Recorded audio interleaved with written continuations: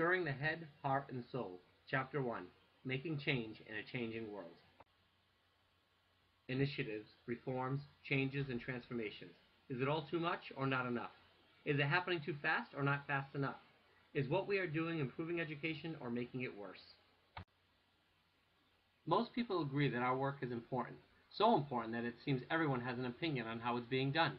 It's often been said that anyone who has ever been to school feels they are qualified to criticize it.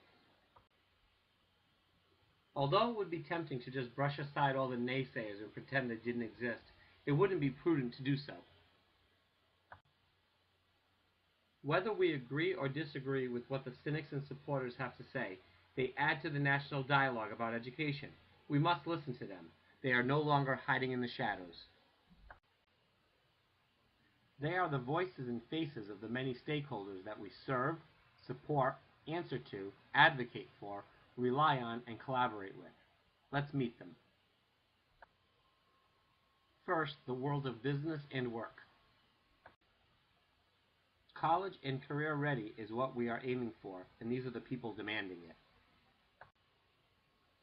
What makes it difficult for education to satisfy the needs of this group is the rate at which the world is changing.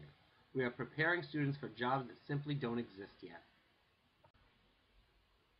The world needs critical thinkers, creative thinkers, and collaborative thinkers that can communicate.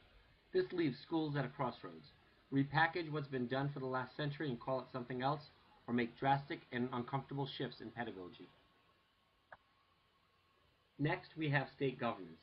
When we think of them, the term red tape often comes to mind, but they provide the financial backing to keep the doors of our schools open, but in doing so, they also get to make up the rules. In recent years, the number of charter schools popping up has been staggering. Many books and articles have been written recently about how they have become a threat to public education and have increased the equity gap. The bottom line is that both public and charter schools need to include a guaranteed and viable curriculum developed by highly qualified teachers. Another barrier are social forces. Although how immigrants are arriving to America and where they are coming from has changed, the impact that diversity has on our schools is still significant. With so many cultures and languages needing to be addressed, it puts a strain on the services schools try to provide. The gap between the haves and have-nots is also widening. Poverty rates in our country continue to rise, and with that often come violence and unrest. As leaders continue to find ways to keep our students safe, teachers are faced with the responsibility of educating all children. Next is the media.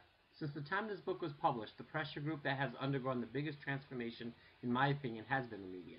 If before the information came out of a garden hose, today is disseminated through a waterfall. One thing holds true, however. Despite how the information is getting to the public, the news being reported isn't all good. It is difficult to listen to talk radio or read comments online without being exposed to constant teacher bashing. Yes, our educational system is in desperate need of improvement, but disparaging teachers because of that is just plain irresponsible. The final pressure group is the parents. As educators, our customers are the students, and their biggest advocates are their parents. Parents entrust us to do what's right for their children, but they are bombarded with information and opinions that can oftentimes be overwhelming or frustrating. Furthermore, they may have been through a schooling experience themselves that wasn't all too positive.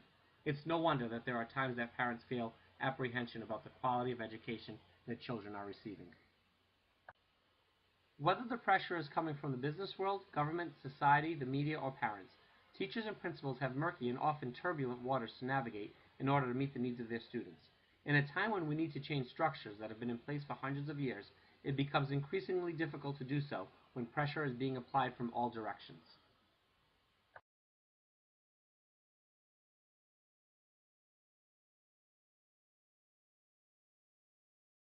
Created using Powtoon.